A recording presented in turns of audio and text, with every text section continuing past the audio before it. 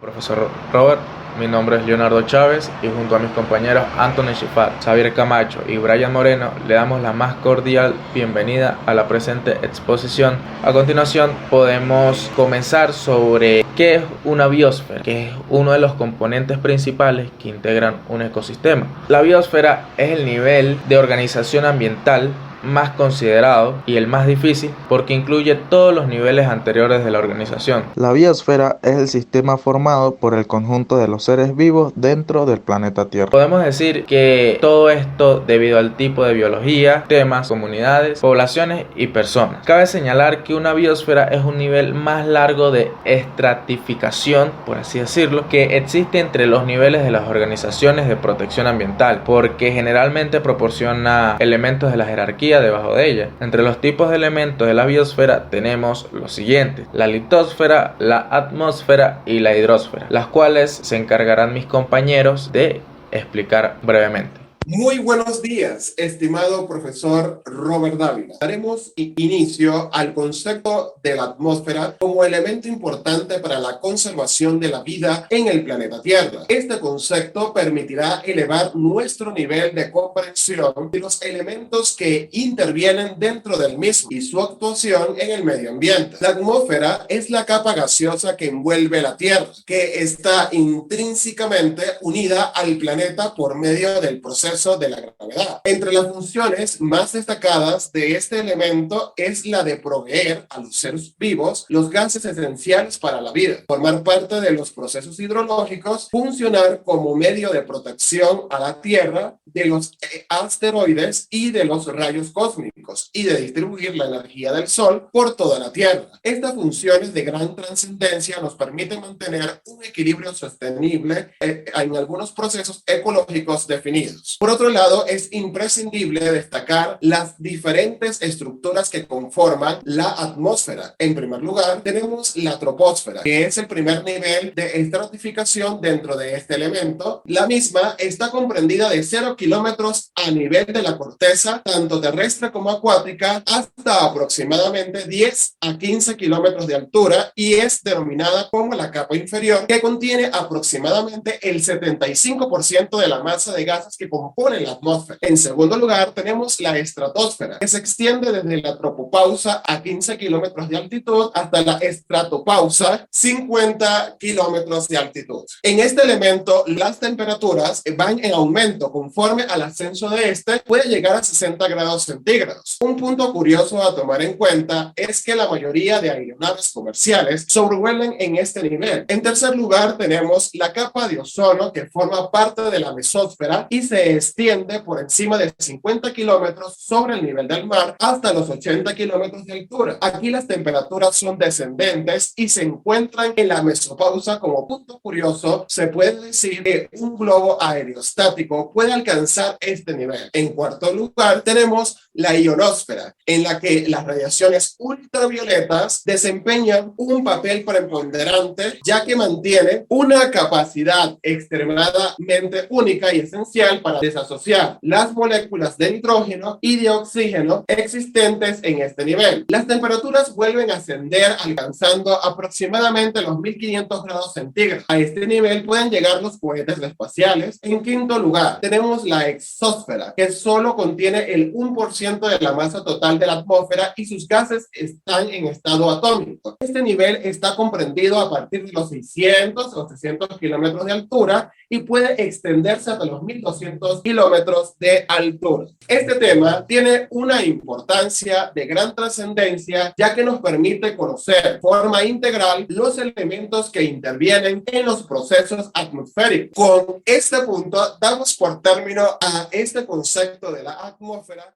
La hidrosfera se define como el conjunto de masas de agua que se ubican tanto en la superficie terrestre como las que se ubican debajo de esta. Cerca del 70% de la superficie del planeta está cubierta de agua. A pesar de la cantidad de agua en la hidrosfera es constante, se distribuye de manera irregular sobre el planeta, ya sea en estado líquido, gaseoso o sólido. Todos estos movimientos y procesos se conocen como ciclo de agua. La principal función que cumple la hidrosfera es conservar el sistema de agua de manera completa. Como resultado se produce una excelente regulación del clima. Por Por ejemplo, el agua tarda bastante tiempo en calentarse, al igual que enfriarse, siendo el nivel de calor específico una de las características únicas del H2O. Esto consigue regular eficazmente las temperaturas presentes en las diferentes regiones del planeta, conservando dentro de un rango razonable que sea completamente compatible con la vida humana, animal y vegetal. Por otro lado, las corrientes de los océanos ayudan a disminuir y dispersar el calor presente en el ambiente. Tal sistema natural está constituido por océanos que representan aproximadamente más del 97.5% del agua total. El agua dulce representa únicamente el 2.5% del agua de la Tierra y se encuentra en mayor parte congelada en glaciares y casquetes glaciares. Un 0.5% del agua dulce está bajo tierra en aguas subterráneas y el resto se ubica en ríos que ocuparían un 0.2%. También existe otro porcentaje de agua, pero en forma de vapor en la atmósfera y biosfera. Las aguas dulces constituyen un recurso escaso y amenazado y en peligro. De acuerdo con los estudios sobre los balances hídricos del planeta, menos del 0.1% del agua dulce se encuentra realmente disponible a todos los usos humanos. De esta pequeña porción dependen procesos vitales en el medio ambiente y constituyen la principal fuente de agua potable, energía y ocio para el ser humano, así como medios de irrigación y transporte. En conclusión, la hidrósfera realiza funciones vitales como la regulación de la temperatura y permite que ocurran reacciones químicas vitales para los seres vivos. En vista de la gran importancia que tiene la hidrósfera a la vida, es indispensable que se cuide al máximo. Gracias por su atención.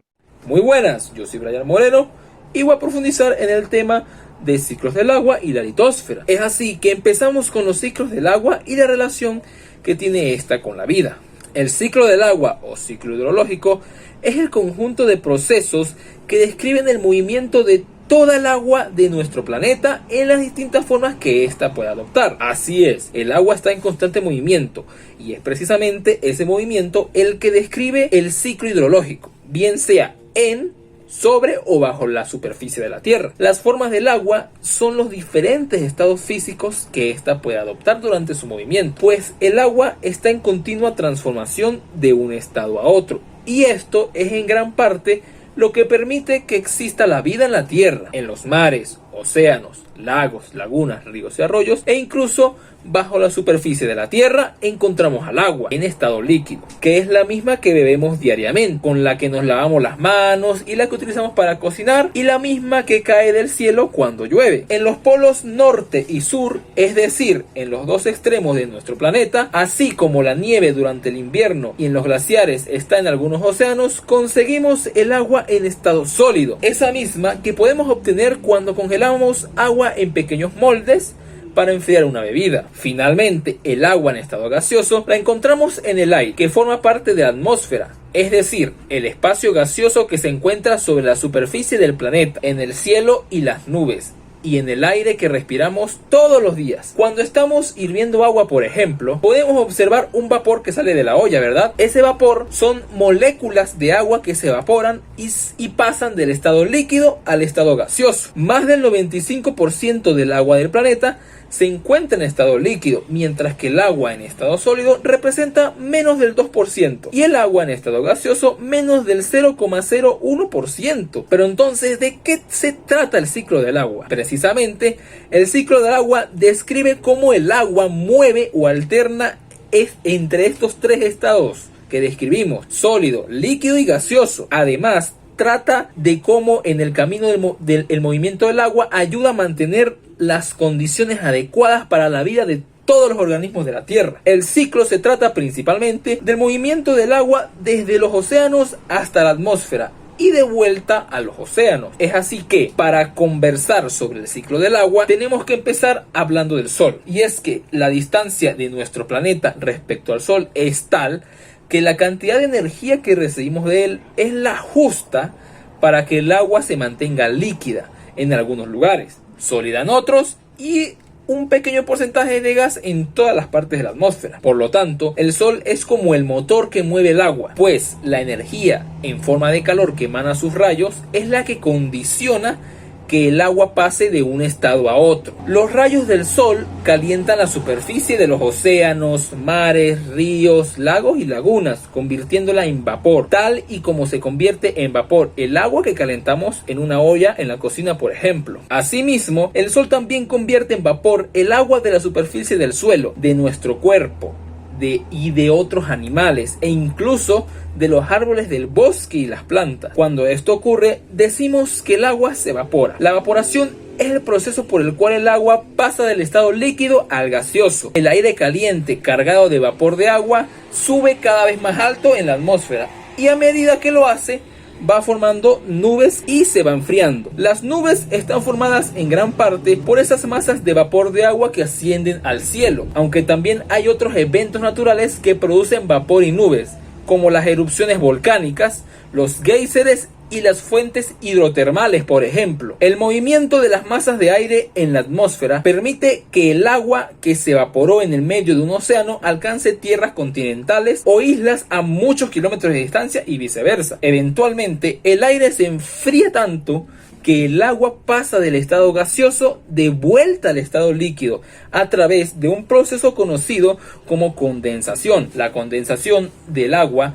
generalmente tiene como consecuencia otro proceso llamado precipitación, que no es más que la caída del agua condensada en las nubes hacia la superficie de la Tierra o hacia algún otro lugar del océano. Cuando las temperaturas son muy bajas, el agua puede precipitar como sólido en forma de nieve o hielo en los lugares en el que el planeta tiene las temperaturas muy bajas. La mayor parte del año, la nieve o el hielo se acumula y forma glaciares, que son masas gigantes de agua en estado sólido. Durante la primavera o cuando los rayos del sol inciden intensamente sobre el agua sólida, la nieve o el hielo se derriten y se filtran, formando parte de las corrientes que fluyen hacia el subsuelo o hacia los ríos, que eventualmente alcanzarán de nuevo el mar. El mismo destino lo tiene el agua que cae del cielo en forma líquida como la lluvia. Es el agua que pasa hacia el subsuelo la que utilizan las plantas para sobrevivir, y como nuestra vida depende de la vida de las plantas, entonces esta parte del ciclo es sumamente importante para nuestra propia existencia y la de los demás seres vivos a nuestro alrededor. El agua de las plantas, así como en la superficie de los océanos o en la superficie de la Tierra, puede evaporarse desde su superficie, o estas pueden sufrir un proceso muy similar a nuestra transpiración, lo que tiene como resultado que parte del agua del subsuelo vuelva a la atmósfera en forma de vapor. Este vapor puede condensarse y precipitar hacia los océanos nuevamente, donde puede volver a comenzar el ciclo una vez más. La litosfera. La litosfera proviene del griego lito, que se refiere a piedra, y phaira, que significa esfera. Pero entonces, ¿qué es la litosfera? La litosfera es la capa superficial de la Tierra. La estructura interna de la Tierra está formada por un núcleo que es una esfera metálica, con un radio de 3.485 kilómetros. Está compuesta por dos subcapas. La capa interna, denominada núcleo interno, que se considera es sólida, producto de las altas presiones que soporta de las capas superiores. Y la capa externa, llamada núcleo externo, la cual es una capa semisólida. En esta se llevan a cabo corrientes conectivas de ascenso y descenso que generan corrientes de convección, las cuales, junto con la rotación terrestre, originan el campo magnético de la Tierra. El manto, o también llamado mesósfera, es la capa interna entre el núcleo y la corteza terrestre.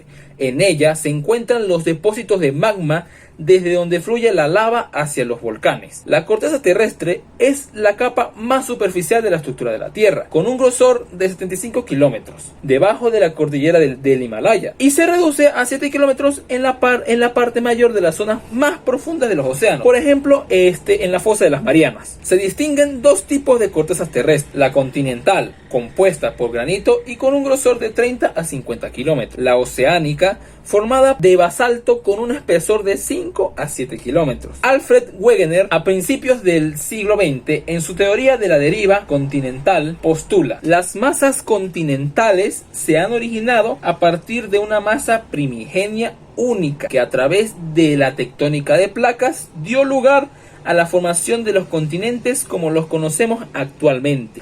La superficie terrestre sobre la que caminan, nadan, vuelan o están adheridos todos los seres vivos son en realidad pedazos enormes de rocas que se mueven sobre una superficie viscosa.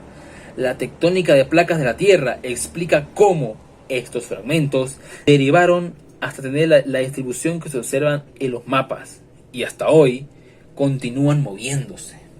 Esto sería todo por nuestra parte. Muchas gracias por su atención.